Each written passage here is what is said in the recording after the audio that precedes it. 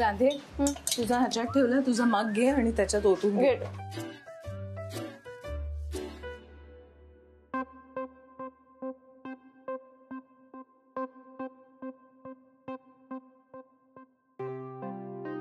जरा आवरून घेशील मागचं.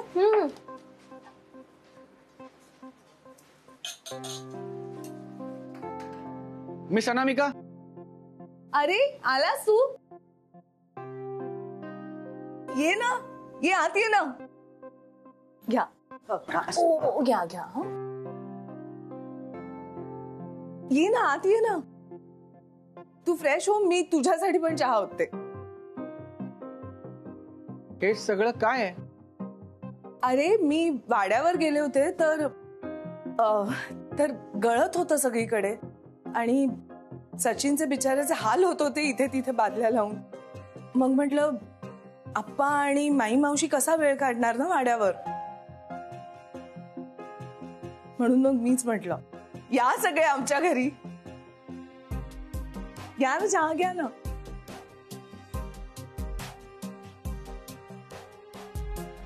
घ्या.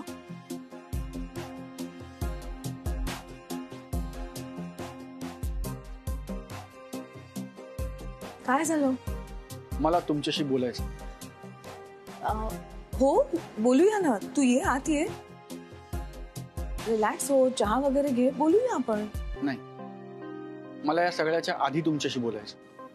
बरं मी या सगळ्यांना चहा वगैरे देते आणि लगेच आले. तू तोपर्यंत स्टडी मध्ये बसतोस का? ये.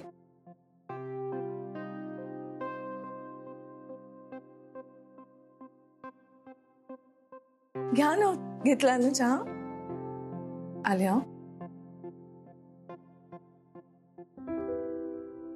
दादाला काय झालं?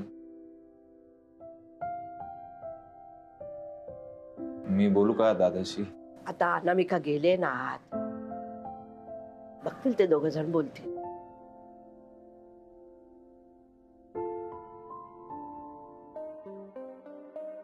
हा सगळा काय प्रकार आहे? काय झालं? इतकं अपसेट व्हायला काय झालं? काय झालं? 1 तास झाला मला जेमतेम घराबाहेर पडून. तेवढ्यात तुम्ही माझ्या घरी गेलात. तुम्हाला कळलं की माझा वाडा गळतोय म्हणून तुम्ही तुमची माणसं बोलवलीत, तिकडे कामाला डागडुजीला लावलीत, माझ्या घरच्यांना घेऊन तुमच्या घरी आलात. एवढं सगळं करत असताना तुम्हाला एकदाही मला विचारावं असं वाटलं नाही? तू वाडा गळतोय, तो रिपेअर करायला तू माणसं बोलवलीच असतेस. ती तू बोलवली का मी बोलवली का? एकच आहे. एकच नाहीये. मला माझे निर्णय स्वतः घ्यायची सवय आहे. त्याच्यात इतर कोणीही ढवळाढवळ केलेली मला आवडत नाही. इतर कोणी ढवळाढवळ? त्या घराला स्वतःचं घर समजून काही करायला गेले तर त्याला सरळ ढवळाढवळ म्हणतोस तू?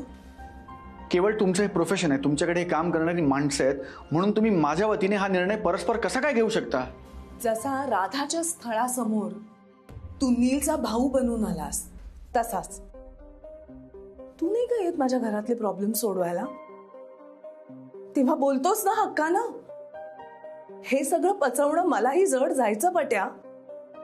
तुझं असणं मला आवडतं पट्या, पण इतके वर्ष स्वतःचे निर्णय स्वतः घेण्याची सवय मलाही लागली होती.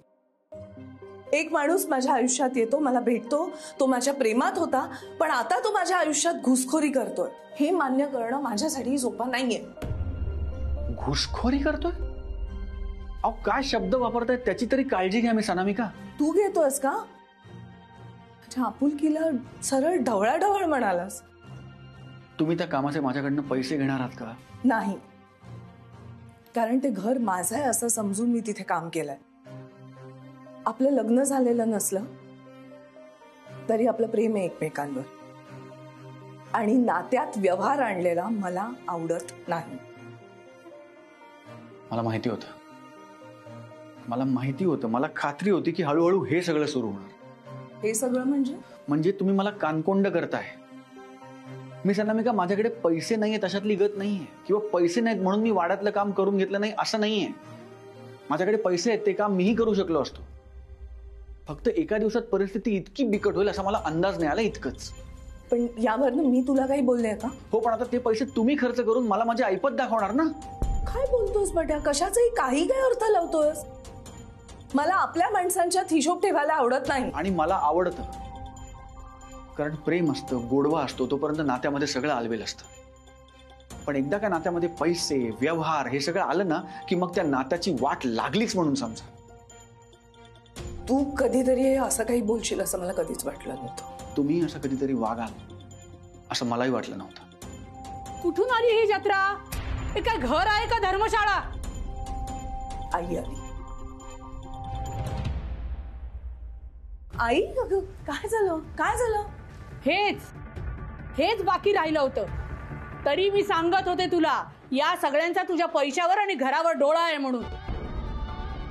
पण इतक्या लवकर हे सगळे इथे असे ठाण मांडून बसतील हे मात्र मला स्वप्नातही वाटलं नव्हतं. ही सगळी माणसं माझी माणसं आहेत. मी बोलावलंय त्यांना इथे. अगं बघ ना, बाहेर पाऊस किती आहे. त्यांना त्यांच्या घरात वाड्यात अडचण आली म्हणून आले ती इथे. माझी माणसं काम करतायत तिकडे. कॉन्ट्रॅक्टर फोन करेल आता मला, मग कळेल मला काय परिस्थिती येते. अगं बाई, म्हणजे या कामाला 10 दिवस लागणार असतील तर तू काय ही धर्मशाळा 10 दिवस सांभाळणार आहेस? बरोबर बोलत होते मी. काही स्वाभिमानच नाहीये या लोकांना. चला म्हटल्यावर आले पिशव्या भरून. एक मिनिट काकू, हे विसरू नका की तुम्ही जे काही बोलताय ते माझ्या घरच्यांबद्दल बोलताय. मी माझ्या घरात पथारी पसरलेल्या आश्रितांबद्दल बोलते. माफ करा, तासभर का होईना पण मी आणि माझ्या घरच्यांनी तुमचं घर वापरलं. आमच्यामुळे तुम्हाला अजून त्रास नाही होणार काकू. लगेच निघतो.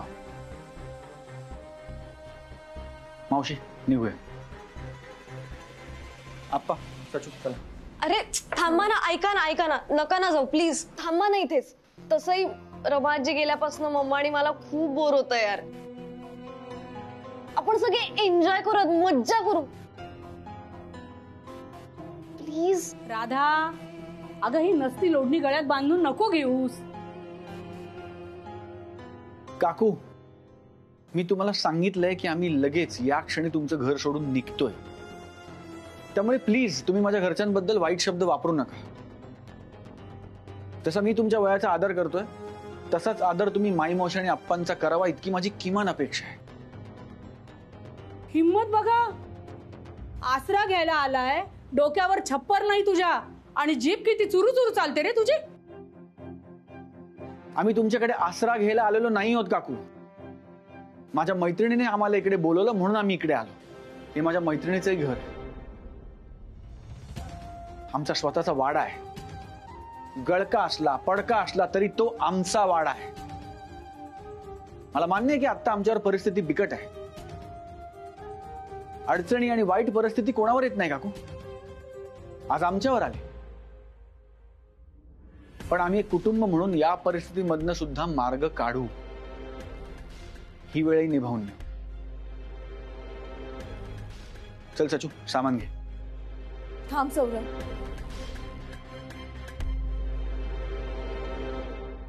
ही माझी माणसं आहेत, हक्काची. मी बोलवलंय म्हणून आली आहे ती इथं. त्यामुळे ती कुठेही जाणार नाहीत. हक्काची माणसं? तुझ्या हक्काची फक्त 2च माणसं आहेत, मी आणि राधा. आणि इतकीच पुरे आहे. बाकी इथे कोण हवंय आणि कोण नको हे मी ठरवणार. माझं घर आहे हे. हे घर जसं तुझं आहे तसं ते माझंही आहे आई. त्यामुळे जशी तुझ्या शब्दाला किंमत आहे तशी माझ्या बोलण्यालाही आहे. हे सगळे कुठेही जाणार नाही. कोणी काहीही म्हणालं तरीही. तरी मी सांगत होते तुला, या सगळ्यांचा तुझ्या पैशावर आणि घरावर डोळा आहे. स्वाभिमानच नाहीये या लोकांना. मी माझ्या घरात पथारी पसरलेल्या आश्रितांबद्दल. ही नसती लोढणी गळ्यात बांधून नको घेऊ. अनामिका, मला तुझं हे वागणं बिलकुल पटलेलं नाहीये. असं कुठल्याही आईरा घराला घरात ठेवून घेणं महागात पडू शकतं ग. आई सौरभ मावशी खाली बस खाली बस. दादा, सौरभ. काय होतंय तुला? सचू बाजू मावशी मी आहे, मावशी मी इकडे. काय झालं? शांत हो, शांत हो. सौरभ हो मी आलो सौरभ. हो शांत शांत शांत शांत शांत शांत काही त्रास होतोय का तुला? शांत शांत हो शांत. माई मावशी काय होतं तुला? मी आहे. ही सगळी नाटकं आहेत यांची. इथून जायचं नाही ना म्हणून हा इतका आटापिटा चालू आहे. बस पाणी थोडं पाणी पाणी पाणी पी. थोडं मावशी थोडं पाणी घे, बरं वाटेल. सावकाश मोठा श्वास घे. मी आहे. अहो कावेरीबाई, जेव्हा तुम्ही राधाला न्यायला आला होतात ना त्यावेळेला सुद्धा किती निर्दयीपणे बोललात आमच्या माई मावशींशी. खटके आमचेही उडतातच हो, दे भांड्याला भांड लागतच. आणि निदान अशा प्रसंगी तरी माणुसकी विसरून अशा कशा वागू शकता हो तुम्ही? आपण दवाखान्यात जाऊया. मी गाडी काढू का? दवाखान्यात जाऊया. नाही दोन मिनिटं. बसते शांत. होईल होय तू बोलू नकोस. शांत मावशीबाई शांत. बघितलं, हेच हवंय यांना. आई बस.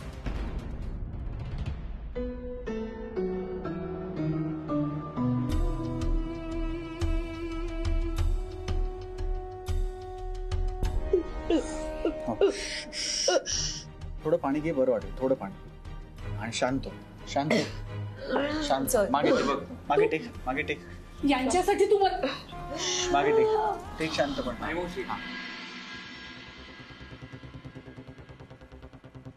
ही काय पद्धत झाली लोकांसमोर असं मला ओढत आणण्याची? माझा अपमान करतेस तू. बरोबर उलट. त्या सगळ्यांसमोर तुला बोलले असते तर तुझा अपमान झाला असता, म्हणून आणलं इथं. असं काय बोलणार आहेस तू? का वागतेस अशी? का माझ्याशी आधीसारखी वागू शकत नाहीस? मी बाबांच्या जास्त क्लोज झाले, आकाशच्या प्रेमात पडले, आकाशशी लग्न केलं. या सगळ्याची शिक्षा कधीपर्यंत आणि कुणाकुणाला देणार साई? त्याचा आता इथे काय संबंध? आता आधी मला या घुसखोरांना बाहेर काढू दे. मी कितीही ठरवलं की तुझ्या फक्त चांगल्या गोष्टी आठवायच्या, तू माझ्यासाठी जे जे काही केलं ते फक्त लक्षात ठेवायचं, तरी तू असं काहीतरी करतेस की ते सगळं विसरून फक्त राग येतो तुझा. माझ्याकडे गप्पा मारायला वेळ नाहीये. माझं तिथे असणं अधिक महत्वाचं आहे. तुझ्या या अशा टोचून बोलण्यामुळे माई मावशीची तब्येत बिघडली. आई नाटकं करतायत त्या. बाबांनी केली तशी.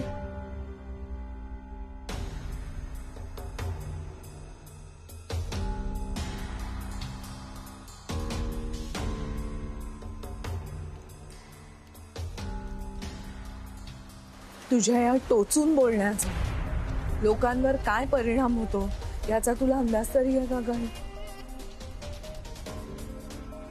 तुझ्या वडिलांना उगाच मध्ये आणू नकोस. का नको आणू? बाबांची तब्येत तुझ्यामुळे खालवली आहे. अनामिका, बाबा आजारी असताना तुझ्या या घालून पाडून बोलण्यामुळे त्यांना किती त्रास व्हायचा आहे तुला माहितीये तरी का? औषधांचा माणसाच्या शरीरावर परिणाम होण्यासाठी त्याची जगण्याची इच्छाशक्ती असावी लागते. माझ्या बाबांच्या मृत्यूला तू जबाबदार आहेस आई.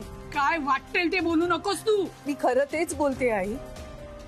ते म्हणत नाही की तू जे काही केलंस ते मुद्दाम केलंस, पण तुझ्या नकळतपणे त्यांच्या शेवटच्या दिवसात तू बाबांना फक्त त्रास दिलास, त्यांना फक्त घालून पाडून बोलत राहिलीस. मरणाच्या दारात असलेल्या माणसाला तू फक्त तक्रारी सांगत राहिलीस. ते तुझ्याशी कसे वाईट वागले हे सांगत राहिलीस, त्यांची आई तुझ्याशी कशी वाईट वागली हे सांगत राहिलीस. बाबा तुझ्यामुळे गेले आई. ते मरण्याआधी त्यांची जगण्याची इच्छाशक्ती मेली तुझ्यामुळे. अनामिका, तू तुझ्या आईशी बोलती आहेस. मला माहिती आहे आणि हेच माझं सगळ्यात मोठं दुःख आहे. इतकी वर्ष तू जे काही केलंस ते लक्षात न ठेवता फक्त तू केलेल्या चांगल्या गोष्टी आठवण्याचा प्रयत्न केला. तरीही ते शक्य होत नाहीये. हे सगळं विसरण्याचा प्रयत्न केला मी, पण मी हा भूतकाळ कधीच उकरून काढला नसता. पण तू मला भाग पाडलीस. तुझे माई मावशींच्या बाबतीत करतेस ना, ते बघून माझा नाईलाज होतो. लहान होतीस तू तेव्हा, तुला तेव्हाही काही कळत नव्हतं आणि आत्ताही काही नीट आठवत नाही. तू कितीही अमान्य केलंस तरी हेच खरं आहे. सतत सांगत असतेस ना मला की मला माझा संसार टिकवता आला नाही. तुझा आणि बाबांचा संसार टिकला याचं क्रेडिट फक्त माझ्या बाबांना जातं. त्यांनी त्यांच्या आई समोर माझी कधीही बाजू घेतली नाही. कारण त्यांना कधी तुझी बाजू पटलीच नाही आई, आणि अनेकदा ती चुकीचीच असायची. हेही तुला त्यांनीच सांगितलं असणार. नाही, मी माझ्या डोळ्यांनी बघितलंय. आजी तुझ्याशी चांगली वागली नसेलच, पण तू सुद्धा तिच्याकडे कसं आणि किती दुर्लक्ष केलंयस हे मी पाहिलंय आई. नशीब समज आजवर मी हे सगळं कुणालाही सांगितलं नाही. सगळं माझ्या पोटात ठेवलं. प्रत्येक माणसाची एक चांगली आणि एक वाईट बाजू असते आई.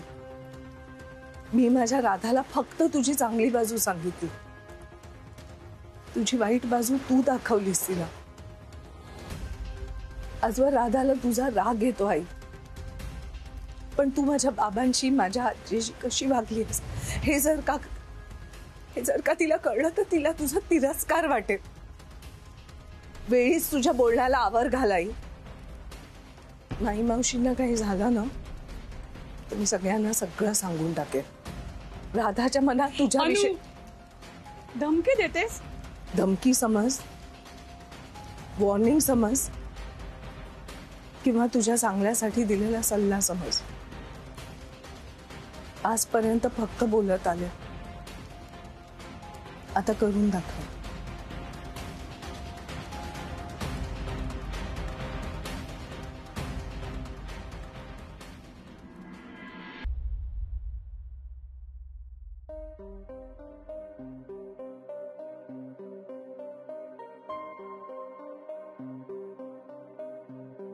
सचिन कुठे गेले सगळे? माई मावशीला वरच्या खोलीत झोपवलं. मी औषधं घेऊन आलो. हो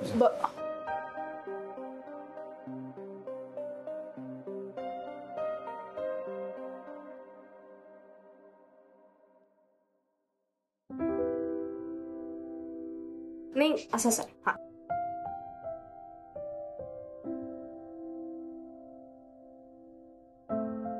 अगं बाई, कशाला एवढं कौतुक करतेस?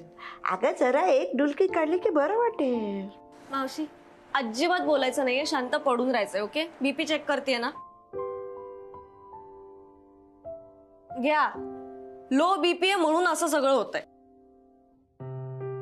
काही नाही, तुला आरामाची गरज आहे. आणि मी मस्त लिंबू सरबत करून आणते, म्हणजे बरं वाटेल. मी डॉक्टरांना फोन करतो. हा चालेल. मस्त सरबत पी, बरं वाटेल. रमाजीला पण सेम प्रॉब्लेम आहे ना, म्हणून मग सवय आम्हाला. बरं आप्पा, एक काम करा ना, तिला फक्त गोळ्या कुठल्या द्यायच्या तेवढा विचारून घ्या ना. नाही तर एक काम करूयात का, रमाजीचीच गोळी देऊया. ती चालते का तीही विचारा, म्हणजे लगेच डोस देता येईल. ठीक आहे, विचारतो मी तसं. अगं बाई, कशाला एवढा कटाटो? मावशी, मी वाड्यावरती राहायला आले होते तेव्हा छान मला खाऊ पिऊ घातलं होतंस की नाही. मग आता मी तुझी सेवा करते तर करू दे ना. काही नाही, शांत पडून राहा, मी आलेच.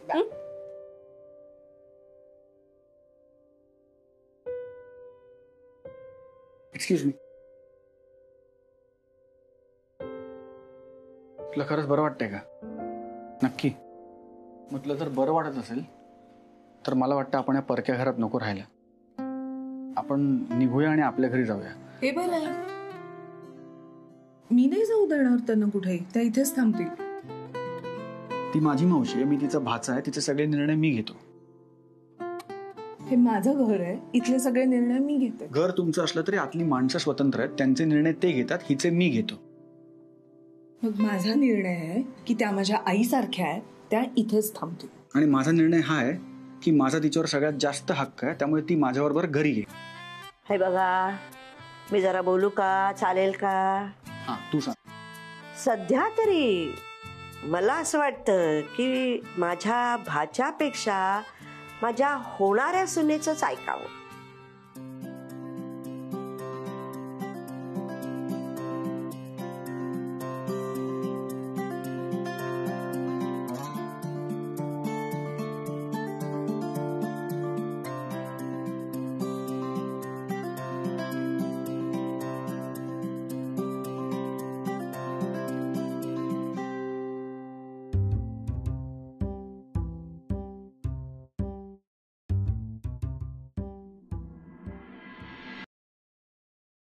अप्पा तुम्ही विचारलं का औषध चालणार आहे ते? हो दे दे हा येस देऊन आले मी.